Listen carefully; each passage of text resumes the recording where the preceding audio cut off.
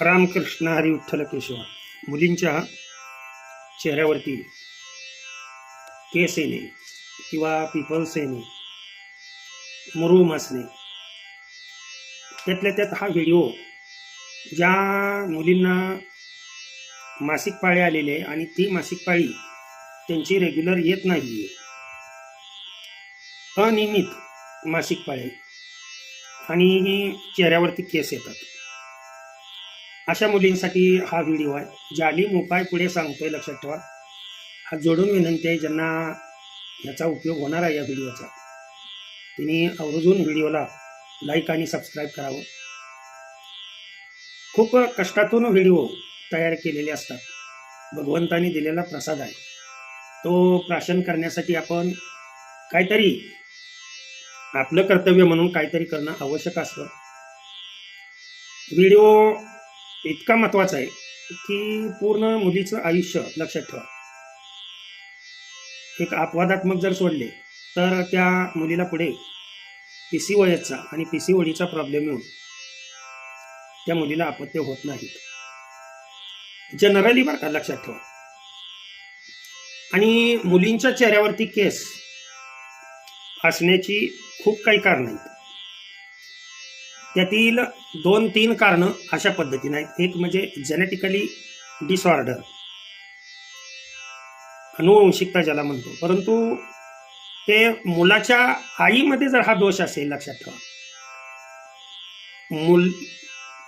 वडिलांमधला हा दोष हायपरट्रायकॉसिस ज्याला म्हणतात, त्यांनी फक्त कानावरती केस येतात मुलींच्या, परंतु ते येतीलच असं नाही. का? कारण हायपरट्रायकॉसिस हा मुलामधला होलँड्रिक जीन म्हणजे वाय जीन सी रिलेटेड हा डिसऑर्डर आहे.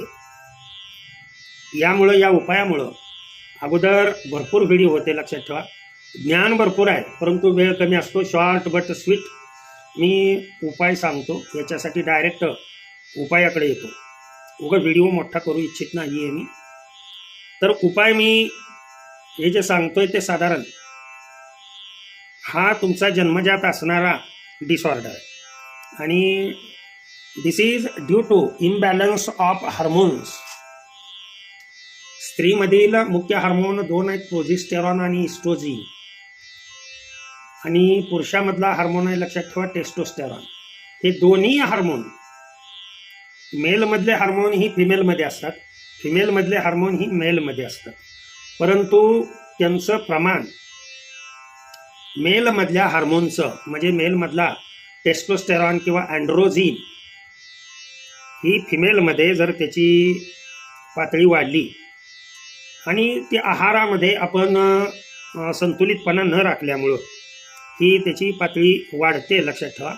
आणि त्याचा परिणाम असा होतो की ओव्हरीमध्ये एग्ज तयार होत नाहीत. PCOS किंवा PCODचा सिस्टिक पॉलिसिस्टिक ओव्हरी सिंड्रोम हा तयार होतो. आणि हार्मोनल इम्बॅलन्स झाल्यामुळं, टेस्टोस्टेरॉनचं प्रमाण वाढल्यामुळं हे चेहऱ्यावरती केस यायला सुरुवात होते. बरं, हे अगोदर लहानपणी बी लक्षात येत नाही.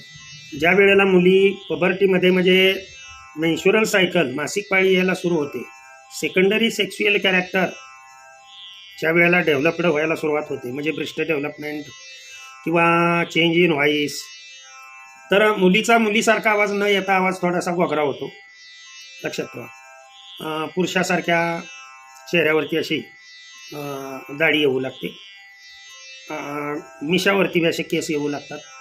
मग मुली काय करतात, कुठं हळद लाव, कुठं काय कर, किंवा वॅक्सिंग करायचं किंवा सेविंग करून ते काढायचं, आणि मुली किंवा उपटून काढायचे.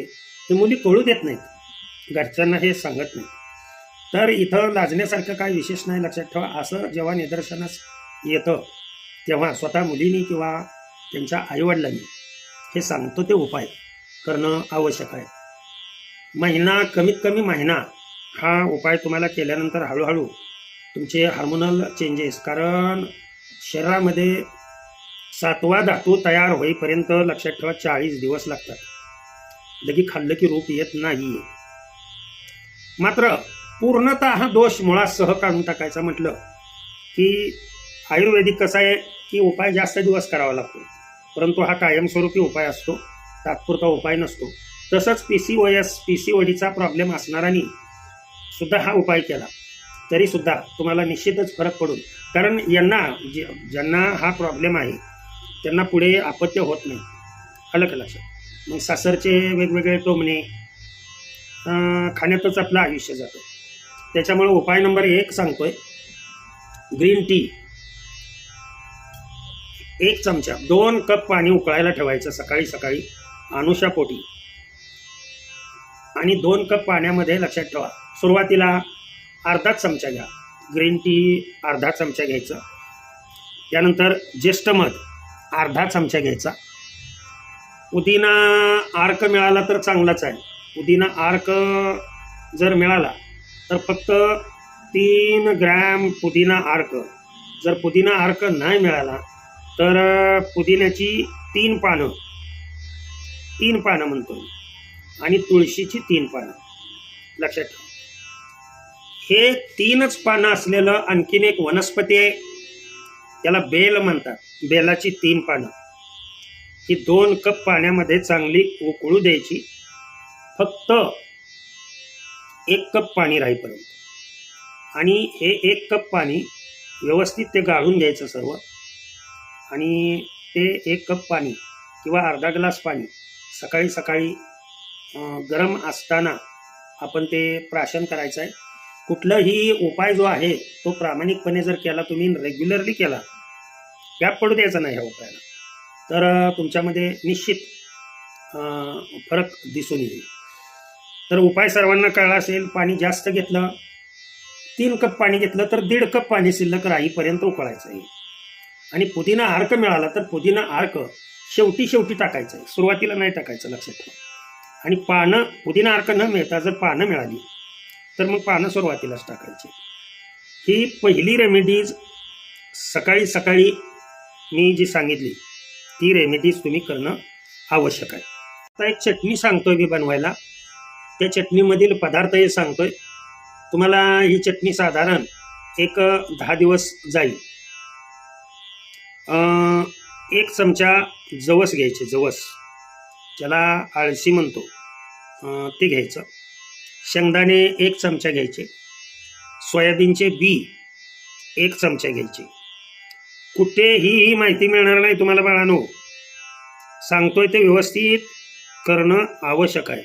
3 पदार्थ झाल्यानंतर चौथा पदार्थ सांगतोय मी. काळी मिरी, फक्त 5 काळी मिरी घ्यायची आणि हे मिक्सरमध्ये बारीक करायचं. आणि याच्यामध्ये मोहरीचं तेल खाताना बरं का, आता याचा अमाऊंट तुम्ही जादा घेतला, दुपटीत तिपटीत घेतला आणि एकदाच तुम्ही बरणीत भरून ठेवून जेवायच्या वेळेला तुम्ही कमीत कमी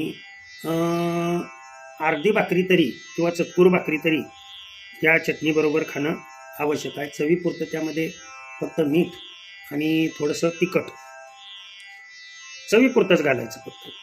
आणि सरसोचं तेल किंवा मोहरीचं तेल ह्याच्यामध्ये ही चटणी 1च चमचा घ्यायची. एकदम करून ठेवा, एक 10-15 दिवस तुम्हाला जाईल अशा पद्धतीनं.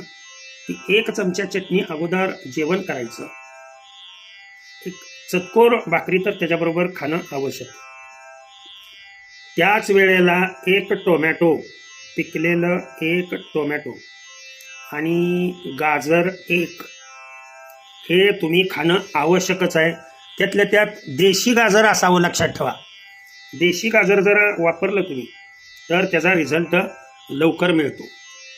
ह्या चटणी खात असतानाच याच्याबरोबर ते 1 गाजर आणि चावून खायचं आहे चांगलं व्यवस्थितरित्या. अगदी अर्धी भाकरी खाल्ली तुम्ही किंवा तुमचं जेवण जरी याच्यावरती संपवलं तरीसुद्धा चालू शकेल. लक्षात ठेवा, जोपर्यंत भैस सरांचे व्हिडिओ यूट्यूबवरती आहेत तोपर्यंत तुम्हाला कुठलाही आजार असू द्या, प्रत्येक आजाराला माझ्याकडं औषध आहे. ही चटणी तुम्ही खाऊन जरी जेवण 1 भाकरी जरी खाल्ली, त्यातल्या त्यात आणखीन सांगतोय मी पुढे काय करायचं ते. कोबी माहीत आहे, सर्वांना माहीत आहे. आणि पॉपकॉर्न म्हणजे मकाच्या लाह्या लक्षात ठेवा. हे पदार्थ हे जरी याच्याबरोबर खाल्ले, मग ते कशा पद्धतीनं खायचं ते तुमचं तुम्ही ठरवा. मात्र हे भाजायचं नाही आहे. लाह्या तर तयारच असतात, त्याच्यामुळे त्या भाजायची आवश्यकता नाही आहे. ते पॉपकॉर्नही थोडं पॉपकॉर्न, तसंच मी आता जे सांगितलं कोबी असेल, टोमॅटो असेल, थोडं थोडं हे त्याच्याबरोबर खाणं आवश्यक आहे. जर तुम्ही मांस खात असाल तर लक्षात ठेवा, मांस खाण्यापेक्षा तुम्ही जरा फॅटी मासे, म्हणजे साधारण वाम असते बघा, त्यामध्ये काटे कमी असतात आणि फॅट भरपूर असतं, असे फॅटी मासे जर तुम्ही सेवन केले, मांस सेवन करायला काय हरकत नाही, ध्यानात ठेवा, पण मांस कमी प्रमाणात सेवन करायचं. जेवण मध्ये कुठलंही पथ्य नाही आहे. हा झाला दुसरा उपाय. तिसरा उपाय, हे सर्व उपाय तुम्ही ॲट ए टाईम करायचे. दिवसातील कमीत कमी 15 मिनटं ज्या भागावरती तुमच्या केस येतात, काही काहींच्या चेहऱ्यावर केस येतात, काही काहींच्या हातावरती केस येतात, पायावरती केस येतात, हा भाग सकाळी 8 ते 10 च्या दरम्यान केव्हाही उन्हामध्ये किंवा सायंकाळी 4 ते 6 या वेळामध्ये उन्हामध्ये हा भाग उघडा राहिला पाहिजे, की जेणेकरून तुम्हाला नॅचरली विटॅमिन डी मिळू शकेल. ह्या गप्पा चाललेल्या नाहीत. हे प्रयोग तुम्ही करून पहा आणि रिझल्ट तुम्हाला याचा पॉझिटिव्हच येणार 101%. जर यातूनही 1% निगेटिव्ह थिंकिंग मी करतो, लक्षात ठेवा. जर यातूनही निगेटिव्ह तुमचा इफेक्ट, पनीर खाल्लं तरी चालेल, दही खाल्लं तरी चालेल, लक्षात ठेवा. हे जे पदार्थ मी सांगतो त्याची भाजी करून तुम्ही खाल्ली तरी सुद्धा चालू शकतं. हा उपाय तुम्ही जर व्यवस्थितरित्या रेग्युलरली केला तर या उपायानेच तुमची सर्व अडचण दूर होईल.